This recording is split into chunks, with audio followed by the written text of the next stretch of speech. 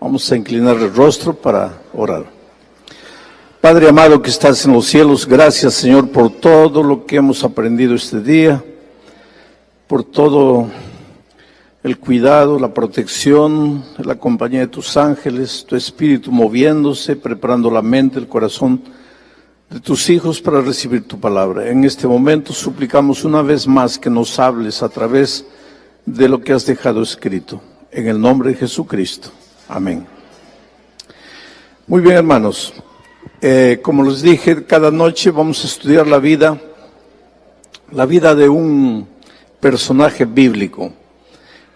Hoy día vamos a hablar un poco de Abigail, una mujer que no es muy mencionada, pocas veces se predica un sermón sobre ella, y sin embargo es una mujer extraordinaria y de cierta manera un símbolo de Jesucristo. Esto es admirable y ustedes van a ver.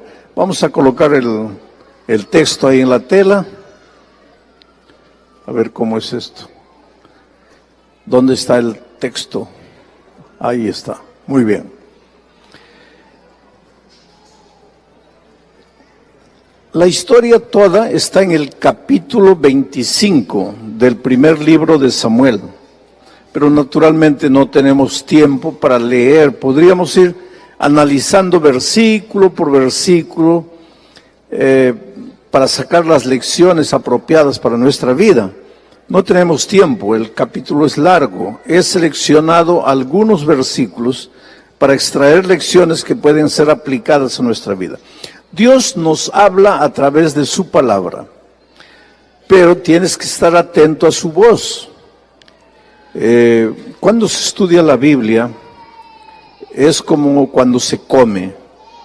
Dicen los médicos, yo no soy médico, no quiero entrar en ese terreno, pero dicen los médicos que para tener una digestión saludable, correcta, hay que masticar cada bocado de comida por lo menos unas 34 veces. No sé si es verdad o no. Ahora yo no sé cuántos de ustedes colocan un bocado de comida en la boca y comienzan a contar las 34 masticadas, ¿no? 1, 2, 3, ahí pasan, hay otro bocado. Yo por lo menos no lo hago. Pero una vez un médico me estaba diciendo, pastor, ¿sabe por qué Dios nos dio saliva? No es para escupir al hermano. Dios nos dio saliva porque cuando colocamos el alimento en la boca y masticamos, la saliva se mezcla con la comida, y cuanto más la saliva se mezcla con la comida y tragamos ya el bolo alimenticio bien mezclado con saliva, entonces el proceso digestivo es mucho más saludable y el resultado de eso se refleja en la piel, se refleja en el ánimo, se refleja en muchas cosas. Entonces, pero la mayoría de nosotros pues no masticamos, no comemos, en realidad tragamos. ¿Cuál es la diferencia entre comer y tragar? Se come masticando, mezclando la comida con la saliva. Y se traga, el gallo traga, ¿no? ¿Y saben por qué traga el gallo? Porque el gallo antes de la comida, antes de ir a la barriga, pasa por el buche. Pero nosotros no tenemos buche, nosotros tenemos directo a la barriga, por eso tenemos que masticar.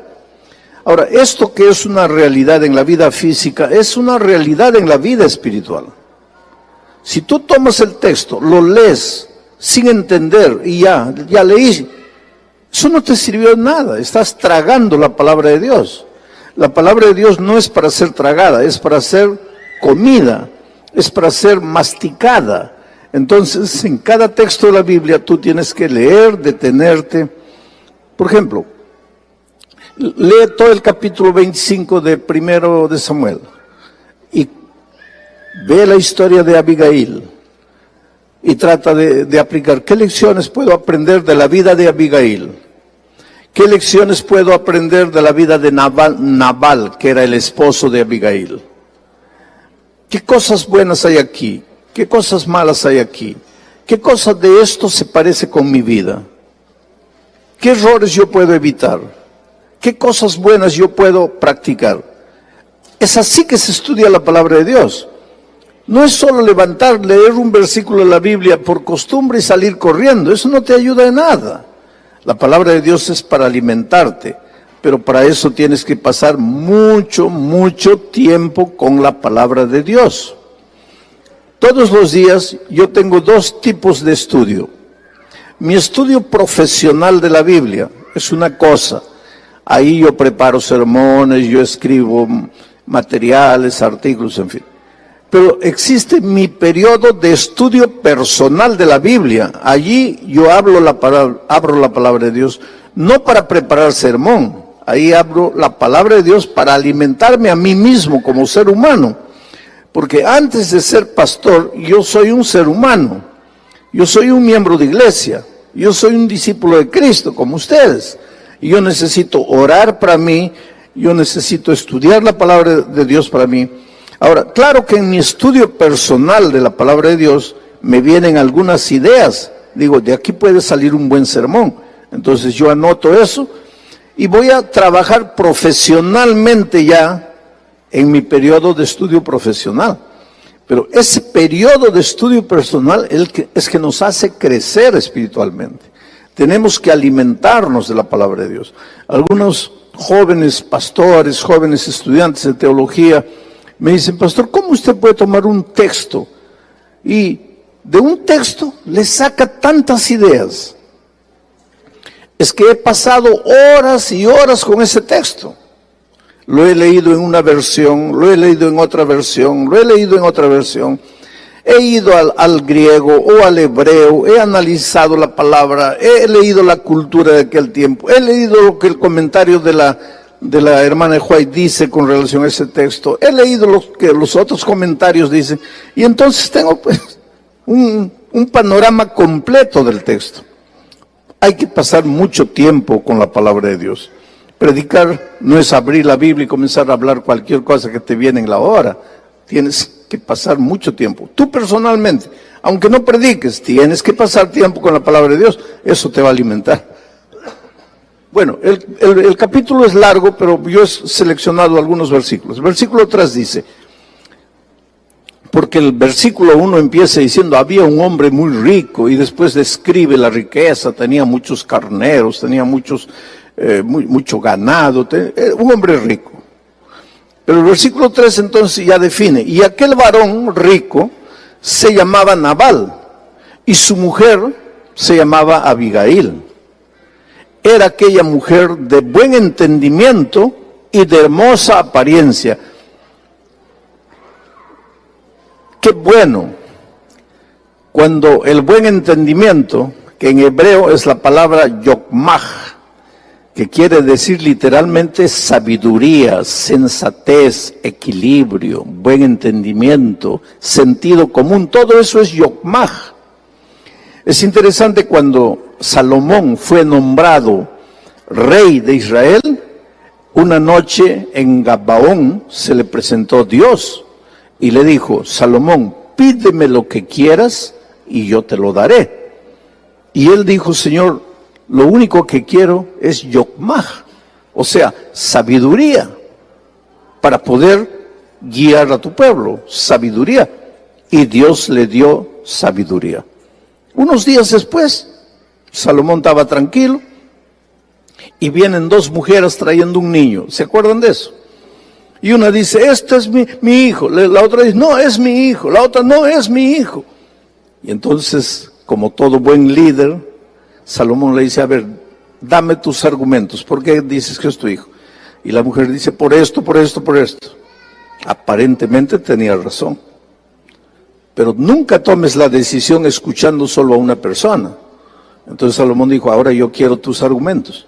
Y la otra dice, este es mi hijo por esto, por esto, por esto. Aparentemente tenía razón. ¿Alguna vez en la vida te has encontrado en una situación así? Le escuchas a uno, parece que tiene razón. Le escuchas al otro, parece que tiene razón. ¿Y ahí qué vas a hacer? ¿Qué vas a hacer? Pero Salomón le había pedido a Dios, ¿qué cosa? Yokmah, sabiduría. ¿Y qué dice Santiago? Si alguien tiene falta de sabiduría, pídala a Dios y Dios se la va a dar. ¿Y qué es la sabiduría? El sentido común, el equilibrio. Y entonces Salomón, que había pedido sabiduría a Dios y Dios le dio sabiduría. Porque hay cosas que tú a veces no sabes de dónde te viene y viene de Dios. Si vives una vida de comunión con Dios, viene de Dios. Salomón dice, traigan un machete. Traigan un machete. Y las mujeres se asustan. Y Salomón llama al siervo y le dice, partan el niño por la mitad. Porque ya que tú dices que es tuyo y me convences de que es tuyo, y tú también dices que es tuyo y me convences de que es tuyo, entonces pues mitad para cada uno. Traigan el machete. Y cuando el siervo ya estaba para partir al niño, la verdadera madre dijo, no, por favor. Si es para matar a mi hijo, mejor que se lo lleve, pero quiero a mi hijo vivo. Que se lo lleve ella. Y entonces Salomón dijo, esta es la verdadera madre. ¿De dónde le salió a Salomón eso? La sabiduría que viene de Dios. A veces tú en la vida dices, ay, pastor, no sé qué decisión tomar. Pídele a Dios sabiduría. Ahora, ¿sabes qué? Pena que no hay muchas chicas solteras bonitas aquí, ¿no es cierto? Pero deberían escuchar este mensaje. Abigail era de hermosa apariencia, pero de sabiduría. Tú sabes que las chicas bonitas, por ser bonitas, no se preocupan mucho en buscar sabiduría. Y los muchachos, en lugar de buscar a las mujeres sabias, andan buscando a las mujeres bonitas. Y la belleza cansa.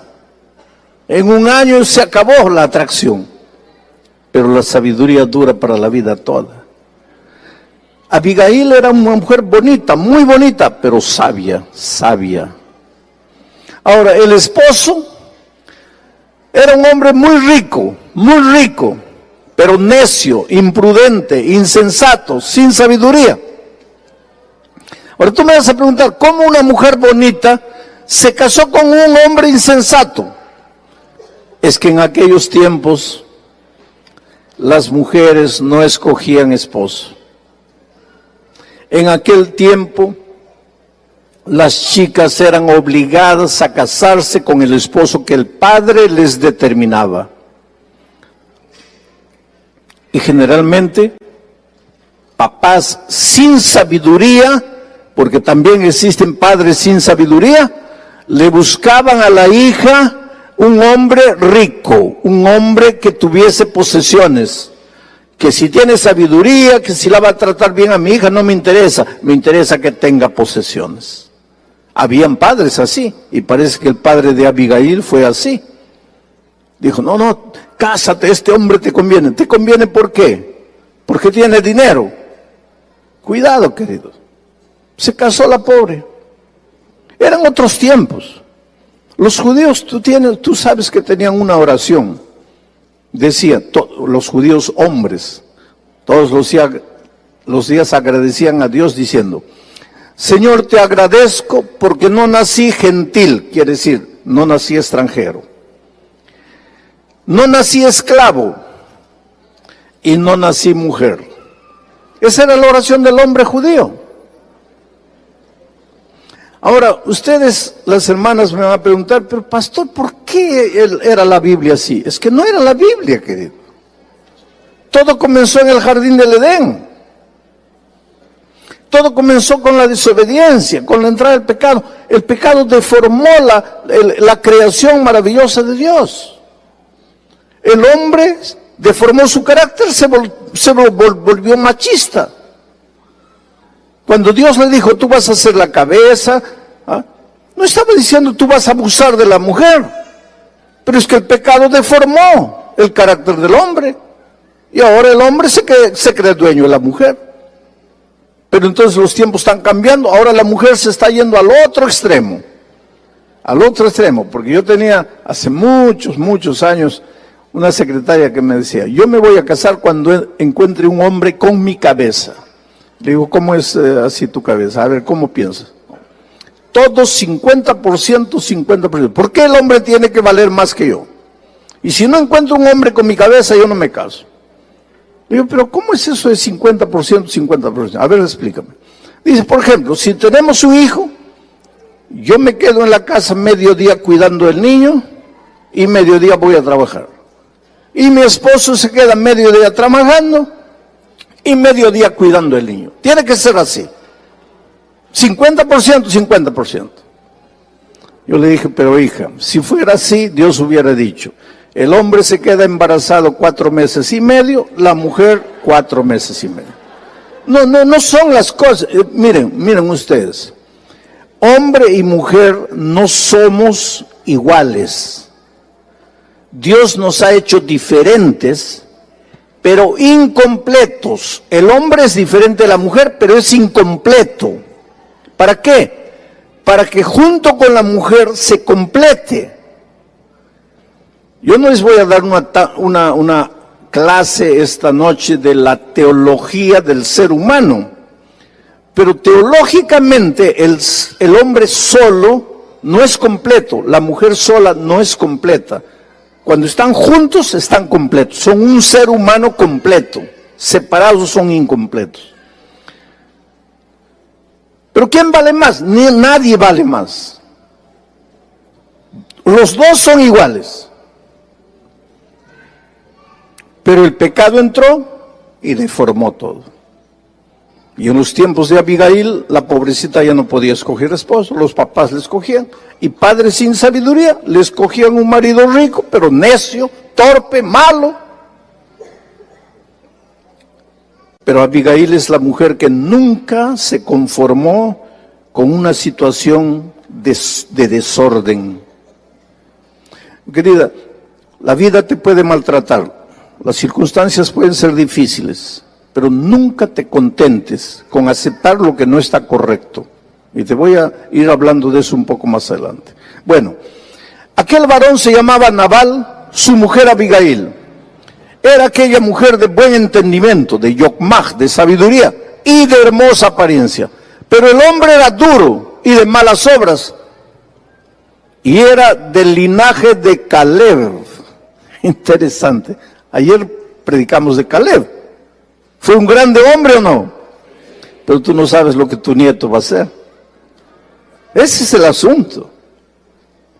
En la genealogía de Cristo en Mateo capítulo 1, tú ves que a veces de un hombre bueno sale un hijo malo, de un hijo malo sale un hijo bueno. Nosotros nunca sabemos. Por eso ayer alguien me hizo, o esta mañana alguien me hizo una pregunta, ¿qué hacemos si los hijos crecen y ya quieren hacer lo que quieren? Querido, tú cumple con lo que Dios te ha dicho, instruye al niño en el camino en que debe andar. Cuando fuere viejo, él va a tomar sus decisiones. Pero tienes que tener en cuenta una cosa. Aunque parezcas que se ha olvidado de la palabra de Dios, la palabra de Dios está en ese corazón. Puedes parecer que ya murió, no murió, la palabra de Dios nunca muere, está ahí. Y en un momento de desesperación, tú vas a ver cómo Él va a volver los ojos a Dios. Por eso, cuando los hijos crecen, solo te resta hacer 2 cosas. Primero, orar. Y segundo, llorar. No te queda más otra. Y confía en Dios, que has plantado la semilla en el corazón de tus hijos cuando eran chicos. Y ahora deja que el Espíritu Santo. El otro día encontraron una momia en Egipto. Siempre viven encontrando de vez en cuando momias ahí enterradas. Encontraron una momia y junto a la momia una vasija con granos de trigo. ¿Cuántos años tendría esa momia? Miles. Pero lo interesante es que tomaron un granito de trigo, plantaron y el grano germinó. No digo que tu hijo es una momia, pero en su corazoncito el grano de trigo de la palabra de Dios está plantado.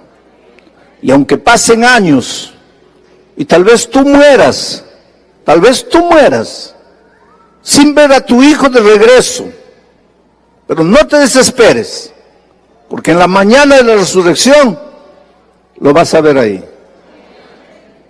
Y seguro que te vas a sorprender y vas a decir, pero hijo, tú no querías saber nada. Sí, no quería, papá. Pero la palabra de Dios que tú plantaste en mi corazón, después de tu muerte, produjo frutos. Así es la vida. No te desesperes. Bueno, ahora, ¿qué sucede? Voy a contarles un poco la historia para saltar al siguiente versículo. Este hombre Nabal tenía muchas ovejas y en esos tiempos hacían una fiesta el día que trasquilaban a la oveja, porque la oveja tenía 3 propósitos para el pueblo de Israel. Primero, les daba lana. Segundo, les daba carne. Y tercero, les daba leche. Eso sin contar con el aspecto espiritual, porque la oveja era criada también para el sacrificio en el ceremonial de Israel. Pero yo estoy dejando al lado el aspecto espiritual. Básicamente les daba lana, les daba carne y les daba leche. Una vez por año trasquilaban a las ovejas, les sacaban la lana. Y ese día hacían fiesta, mataban corderos, preparaban pan, era una fiesta, había comida hasta sobrar. David estaba huyendo en esos tiempos del rey Saúl, y pasaba por ahí cerca como a unos 15 kilómetros tal vez, de donde estaba Nabal haciendo la fiesta de la trasquilada de las ovejas. Y David estaba con hambre, sus soldados estaban con hambre, él estaba escapándose del rey Saúl que quería matarlo. Entonces David se enteró que Nabal estaba haciendo fiesta. Tiempos atrás, pastores de Nabal, por una circunstancia, pasaron por un momento difícil y David les ayudó. Les dio comida, les dio pan, les dio agua, los protegió. Años después, 2 años después, David estaba escapando del rey Saúl, estaban con hambre, no tenían que comer y se enteraron que Nabal a 15 kilómetros estaba haciendo fiesta y había mucho pan. Entonces David escogió 10 jóvenes y les dijo, por favor vayan a Nabal y díganle, somos gente de David, el hombre que le dio ayuda a tus pastores, que los protegió, que los defendió. Pídanles algo de comer. Y entonces pues los muchachos fueron, 10 jóvenes, fueron a Nabal y le dijeron como el rey le había dicho, mira, en el pasado David ayudó a tus pastores, los protegió, los defendió, ahora nosotros estamos escapando del rey y por favor ayúdanos, danos un poco de pan. Y este tonto pues era, como dice, era hombre duro, de malas obras, hombre tonto, imprudente, sin sabiduría, hombre duro, sin corazón, había recibido favores, no quería devolver los favores. Hace una pregunta, ¿y quién es David para que yo le sirva? ¿Quién es David para que yo lo ayude?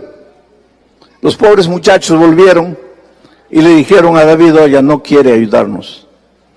La ira de David se encendió, porque David era el ungido de Dios, iba a ser el rey de Israel. Todavía el incidente de Betsabé no había sucedido, eso sería un accidente más adelante. Mañana vamos a hablar de eso.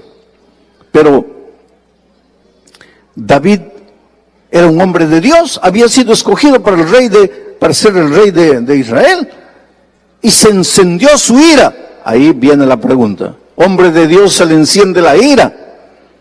Pues es que el hombre de Dios todavía está peregrinando por este mundo. Y por eso a veces se nos enciende la ira. Y entonces cuando se le encendió la ira, dio una orden. Agarre cada uno la espada, vamos a ir y vamos a matar a esos ingratos. El hombre de Dios no procede de esa manera. Y ahora quiero que entiendas.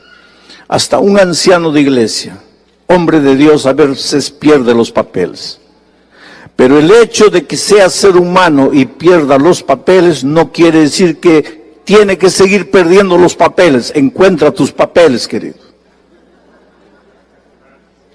No puede ser justificación que ¿perdiste los papeles? Sí, pero en cada junta estás perdiendo los papeles, espera un poco. El hombre de Dios tiene que ir creciendo, ese es nuestro tema del seminario de la mañana. Tienes que ir creciendo cada día más semejante a Jesús. Cada día dejas de ser hijo del trueno para convertirte en el discípulo del amor. Tienes que ir creciendo. David fue creciendo, pero todavía no había ocupado el reino. Saúl todavía estaba vivo, era un ungido de Dios, pero joven, torito joven, rebelde. Tenía que aprender a ser manso y humilde de corazón. Aunque ungido de Dios, toro rebelde, se le encendió la ira. ¡Vamos a matar! Y ya venían a matar a Nabal, a toda su gente, por ingratos. Pero ahora viene este versículo maravilloso. Cuando David estaba viniendo con sus guerreros para matar, un siervo de Nabal corrió donde Abigail, la esposa, y le dijo: tu esposo acaba de hacer una tontería. ¿Qué tontería? David vino, mandó sus 10 jóvenes para pedir ayuda y tu esposo no los ayudó. Y ahora David viene armado hasta los dientes y va a acabar con todos aquí. Entonces, la mujer prudente, sabia, sensata, pasó toda la noche guisando corderos y preparando panes de higos. Y a la madrugada se levantó y se dirigió al encuentro de Nabal. ¿Para qué venía Nabal? Para matar. ¿A quién? A un pecador miserable. ¿Merecía morir ese pecador miserable? Sí. En aquel tiempo, el que la hacía, la pagaba. Ojo por ojo, diente por diente. Esa es la ley de aquellos tiempos. ¿Ese hombre era duro, malo, perverso? Sí. ¿Merecía morir? Sí. ¿Venía la muerte? Sí. Pero aparece la mujer ahora. Mira, montando un asno. Ahora dime una cosa. Piensa en Jesucristo. ¿Cómo entró a Jerusalén ya para entregarse a la muerte? ¿Cómo entró? Y ahora mira aquí a Abigail, montando un asno. Descendió por una parte secreta del monte. Ahora dime, ¿dónde murió Jesucristo? En un monte. ¿A dónde fue Abigail? A un monte. ¿Dónde estaba el monte donde Cristo murió? En Jerusalén, en el Calvario. ¿Cómo entró Jesús? Montando en un asno que nunca había sido montado.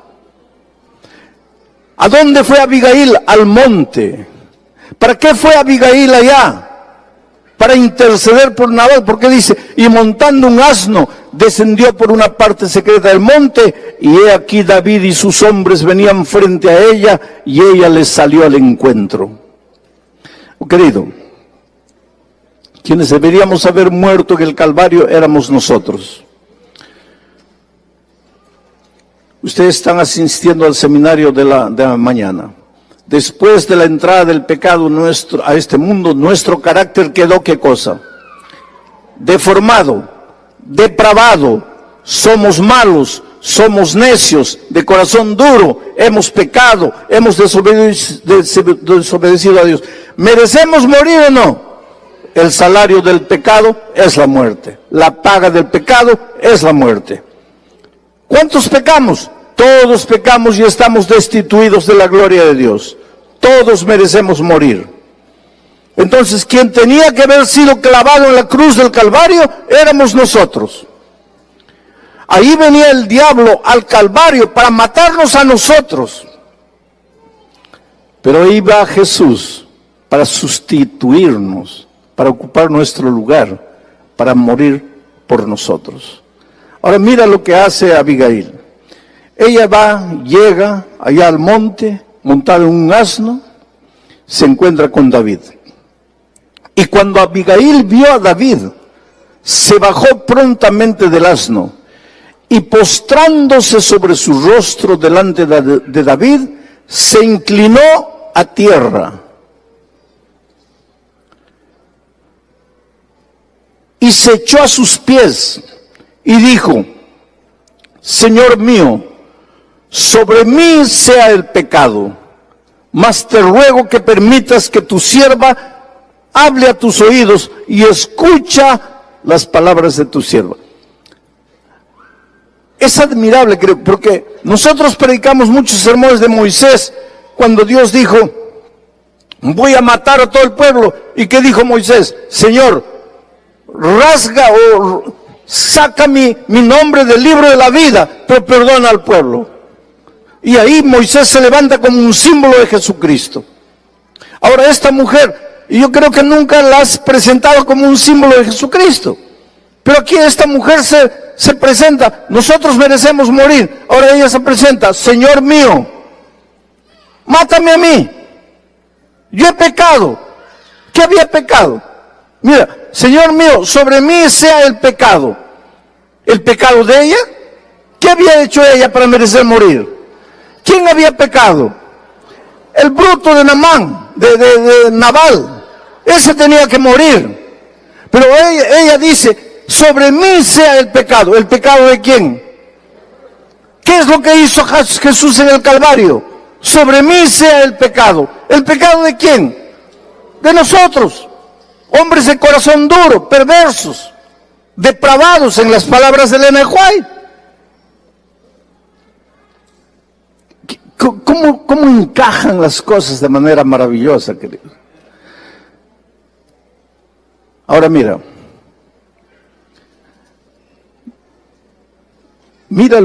esta posición de Abigail. No haga caso ahora, mi señor, de ese hombre perverso. ¿De quién está hablando?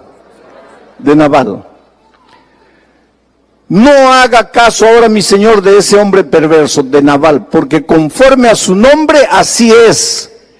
Él se llama Nabal, y la insensatez está con él. Mas yo, tu sierva, no vi a los jóvenes que tú enviaste, porque si yo los hubiera visto, yo los hubiera dado comida. Pero el bruto de Nabal, el insensato, el perverso de Nabal no vio. Ahora, queridos, ¿quién era Abigail con relación a Nabal? ¿Quién era?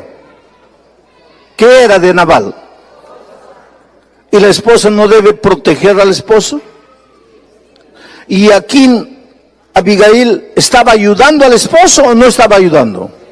¿Hablando mal del esposo?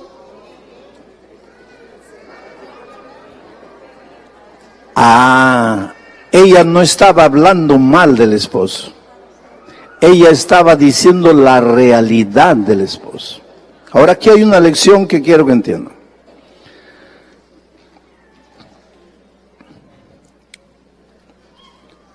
Pues la vida hay situaciones que yo no quisiera vivir dos veces. Esta mañana les conté una situación, ahora les voy a contar otra situación. Una vez una señora trajo al esposo a hablar conmigo. A la fuerza, él no quería. Ahora tú te vas a preguntar: pero si el hombre no quiere, ¿cómo es que ella lo llevó a la fuerza? Arrastrándolo. No lo arrastró, pero lo llevó obligado. ¿Pero cómo lo obligó? Te voy a contar. Este hombre era anciano de iglesia, un hombre bueno, un hombre que quería servir a Dios, un hombre conservador, un hombre admirado, un hombre respetado por la iglesia, pero infelizmente perdía los papeles constantemente. ¿Y qué es lo que había sucedido? Un sábado de mañana predicó un sermón bonito, llevó muchos espíritus de libros del espíritu de profecía, porque en ese tiempo no había slide, no había esas cosas. Llevó 4 o 5 libros, leyó que el cristiano debe ser así, que el mundo está entrando a la iglesia, porque esto, porque aquello, porque lo otro. Y después fueron a almorzar y la esposa sirvió el almuerzo. Y pues el arroz no estaba muy bien cocinado. Entonces cuando él metió el arroz a la boca y vio que estaba medio crudo, habló una palabra horrible, fea, que un cristiano nunca debería hablar. Y la esposa lo mira y le dice: pero hijo, acabas de predicar un sermón tan bonito, Y solo porque el arroz no me salió bien hablas esa cosa fea. ¿Para qué? Perdió los papeles. Agarró la vasija de arroz, ¡pah!, al suelo. Y no contento con eso, fue a agredir físicamente a la esposa. Pero los hijos crecen, querido. Ese hijito de 3, 4, 5 años que tienes, crece. Y el hijito de él, el mayor, ya había crecido, estaba con 12 años. Y cuando vio que el papá iba a agredir a la esposa, el niño de 12 años se colocó delante de la mamá y enfrentó al papá. Y le dijo, a mi madre no la vas a tocar. Y él nunca imaginó que el hijo un día lo iba a enfrentar. Pero ahora el hijo lo estaba enfrentando. No vas a tocar a mi mamá. Y él lo miró así asustado. Nunca imaginó que el hijo iba a reaccionar de esa manera. Sacó la correa, sacó el cinto. Y le dijo, hijo perverso, te voy a enseñar a guardar el 5.º mandamiento. ¿Qué dice el 5.º mandamiento? Honra a tu padre y a tu madre. ¿Por qué te atreves a enfrentarme? Te voy a enseñar a guardar el 5.º mandamiento. Y mientras él ahora quería enseñarle al hijo a guardar los mandamientos, porque él le enseñaba a guardar mandamientos a todo el mundo. Mientras estaba queriendo enseñar, la esposa fue, agarró su cartera, su bolsa y comenzó a salir. Y entonces él dejó al niño y corrió a la puerta y se plantó en la puerta. ¿A dónde vas? Y ella le dijo, voy a la policía. Te voy a denunciar. Tú no puedes tocarme físicamente, como lo has estado haciendo. Voy a la policía. No, no puedes hacer eso. ¿Por qué no puedo hacer? Porque la hermana de White dice que no debemos llevar nuestros problemas al mundo. Ah, qué bonito, la hermana de White dice eso. ¿Y la hermana de White dice que me puedes pegar? ¿La hermana de White dice que puedes hablar lo que has hablado solo porque el arroz no salió bien? No, no, no, no, no. Se acabó. Hoy día yo voy a la policía. Y en ese tiempo en el Brasil acababa de salir una ley llamada María da Penha. La ley María da Penha. ¿Hay algún brasileño aquí? ¿No hay brasileño? La ley María da Penha es una ley asustadora. María da Penha fue una mujer que murió agredida por de tanto golpe, la pobre murió. Entonces se tramitó una ley, y esa ley dice, hombre que pega a la esposa y es denunciado, 48 años, 48 horas, antes de que dé cualquier explicación, 48 horas al calabozo, sin hablar con nadie. No, que la ley, dale a ley. Después tú vas a explicar, 48 horas ahí. Y si el hombre acababa de salir la ley María da Penha, y ahora la esposa se le estaba yendo a la policía, y el hombre pues comenzó pero hija, no puedes hacer eso, mira el escándalo sobre la iglesia. Pues así son las cosas, querido. Nos preocupa el escándalo, pero no vivimos el evangelio. Y entonces cuando lo vio así desesperado la esposa, porque nuestras esposas son más inteligentes, mucho más inteligentes de lo que a veces nosotros pensamos. La esposa ya se dio cuenta, este pobrecito ya está en mis manos. Y entonces cuando vio así, le dijo, bueno, solo hay 2 caminos de que yo no vaya a la policía. Número 1, me matas, pero yo sé que no me vas a matar. Número 2, el lunes a primera hora vas conmigo a hablar con el pastor Bullón. Ahí empezó las cosas. Dijo, bueno, por lo menos el pastor Bullón no me va a meter a la cárcel 48 horas. Entonces prefiero el pastor Bullón. Fue así que lo trajo el lunes a primera hora por la fuerza. Ahora, la iglesia adventista enseña entre las cosas que enseña que ningún hombre debe agredir a su esposa. Y la esposa que es agredida no debe creer que si denuncia a su esposo está haciendo algo de malo. Y esta es la mujer. Dijo, Señor, yo quiero a mi esposo, yo lo amo, yo no quiero que muera. Pero tienes que saber que ese hombre es un hombre malo, es un hombre perverso. Y no estaba haciendo nada contra su esposo, al contrario, lo estaba protegiendo. El Evangelio, querido, llega para libertarte, no solo del pecado. El Evangelio te liberta de la ignorancia, de la mediocridad, de la esclavitud social, financiera. El Evangelio te da alas para volar, pero el Evangelio llega a tu vida para transformar tu corazón, para que dejes de ser perverso y te vuelvas un hombre noble, para que reflejes el carácter de Jesucristo. El Evangelio llega para prepararte para el reino de los cielos. Sabes que yo hablé con este hombre mucho tiempo. Él lloró, lloró, lloró. Nunca más lo vi. Un año yo estaba en Buenos Aires en un campamento para todos los jóvenes de América del Sur. 15,000 jóvenes en el Parque Sarmiento en Buenos Aires. Y de repente me encuentro con él. Él se acerca, me dice, pastor, ¿se acuerda de mí? Le digo, medio que me acuerdo. Sí, yo estuve aquí en su oficina hablando con usted, ¿se acuerda? Ah, sí, me acordé. Le digo, ¿qué haces aquí? Tú no eres joven, porque este es congreso de jóvenes. Él me dice, sí, pastor, pero los jóvenes de mi iglesia me escogieron el anciano consejero de ellos. Y yo estoy aquí porque ellos me han traído. Los jóvenes tenían miedo de ese hombre. Pero ahora los jóvenes lo escogieron como su consejero.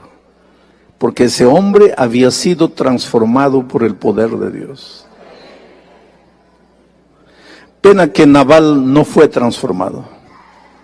Porque Nabal murió pocos días después de este incidente. Él se quedó tan triste, dice el texto bíblico, que se enfermó. Cuando se dio cuenta que podría haber muerto a manos de David por la insensatez de su corazón, se enfermó y en pocos días murió. Cuando el rey David se entera que Abigail se quedó viuda, mandó mensajeros a Abigail. Y le dice, yo quiero que seas mi esposa. Y ahora mírenlo cómo responde Abigail. Y ella se levantó e inclinó su rostro a tierra diciendo, he aquí tu sierva, que será una sierva para lavar los pies de los siervos de mi Señor. Mira, tu sierva, no para lavar tus pies, tu sierva para lavar los pies ¿de quién? De los siervos de mi Señor. Esta era una mujer transformada por Dios, ¿sabes? Tú sabes lo que quiere decir diácono. El diáconos es el servidor, el que sirve. Todos nosotros somos diáconos, en el sentido de que somos seguidores de Cristo para servir. El cristiano sirve, el cristiano siempre está dispuesto a servir. El verdadero líder sirve. Hay un concepto equivocado de liderazgo. Liderazgo líder no es el que manda, no es el que da órdenes. Líder no es jefe, líder no es patrón, líder no es sargento, líder no es capataz. Líder es el que sirve. Y sirve tanto que las personas quieren seguirlo. Y entonces el líder lleva a las personas a donde él quiere, porque las personas lo siguen. Si tú eres oído y obedecido, mira, si tú eres oído, amado y seguido, tú eres un líder. Pero si tú solo eres oído, y obedecido, tú eres un dictador, tú eres un sargento, tú eres un capataz, pero no eres líder. Todo esposo tiene el deber de ser líder en su casa. Ser seguido por amor. ¿Por quién? Por la esposa y por los hijos. Porque Dios ha establecido al esposo como cabeza de la casa. No es que es superior a la esposa y a los hijos, pero alguien tiene que dirigir todo grupo humano.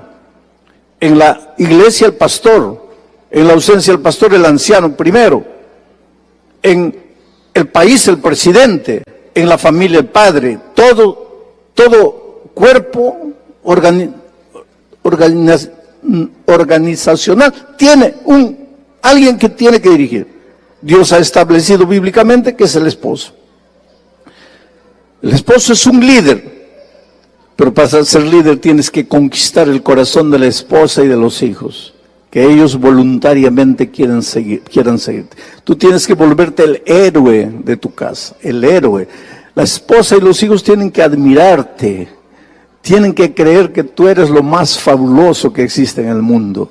Cuando has llegado a conquistar a tu familia de esa manera, eres el líder que Dios quiere que seas en tu casa. Cuando en la iglesia eres el anciano que todos aman, que todos admiran, que todos quisieran ser igual a él, ahí eres el líder de la iglesia. Entonces tú no te limites a ser un anciano que da órdenes, que manda, no. Sé un anciano que inspira, un anciano que las personas quieren seguirlo, quieren ir a donde él va. ¿Y por qué todo eso? Porque tenemos un líder así, que es Cristo, que siendo el Hijo de Dios, habiendo bajado a esta tierra, agarró la toalla y el lavatorio de agua para lavarle los pies a los hombres pecadores. Por eso es que yo digo que esta mujer es un símbolo de Cristo. Porque cuando dice, yo voy a lavar no solo tus pies, voy a lavar los pies de tus siervos. Esa es la mujer. Ese es el espíritu de Cristo. Ese es el espíritu que debe tener todo cristiano. Servir y no ser servido.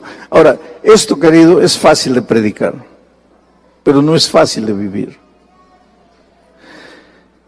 Alguien un día me dijo que el lugar donde todos se vuelven santos es aquí. Este metro cuadrado aquí. Cuando entras aquí, te vuelves santo. Cuando sales de aquí, ahí es el verdadero ser humano. Por eso yo siempre digo que predicarles para ustedes, que no me conocen mucho, porque conocen mi cara, saben que no tengo cabello, esas cosas ustedes saben. Pero ustedes no me conocen por dentro. Entonces predicarles a ustedes es fácil para mí, porque ustedes no me conocen.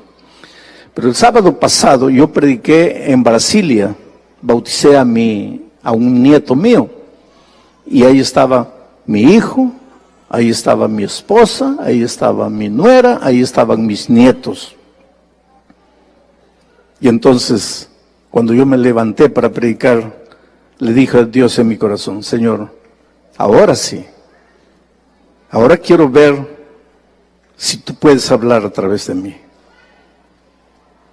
Porque si yo veo a mi esposa, a mis hijos, a mi nuera, a mis nietos así, entonces yo tengo que agradecer a Dios porque ellos están no viendo al esposo nervioso, al suegro duro, al hijo intransigente, al padre intransigente, están viendo al hombre de Dios. Y ese es un desafío que todos tenemos en la vida, queridos. Dejarnos ser transformados por Dios. Llegar a tener el espíritu de esta mujer, Abigail. Ahora, ¿sabes lo que es ingrato en la vida? Después de este capítulo 25, que es el único capítulo donde Abigail aparece y después desaparece. Nunca más la vas a encontrar en la Biblia, Abigail. Se casó con David. Nunca más se menciona su nombre para nada. ¿Qué fue de la vida de ella? No importa. No importa.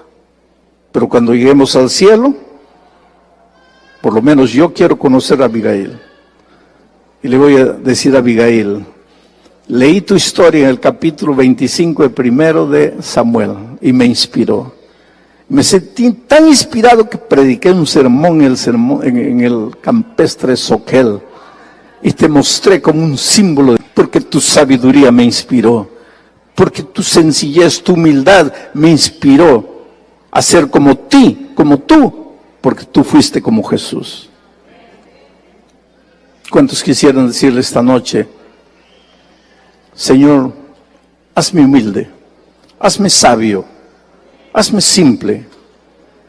Gracias, Padre querido, por tu palabra. Gracias por esta noche. Gracias por tu cuidado a lo largo del día, todo lo que hemos aprendido. Oh Señor, que todo sea semilla plantada en el corazón y que tu Espíritu haga germinar esa semilla.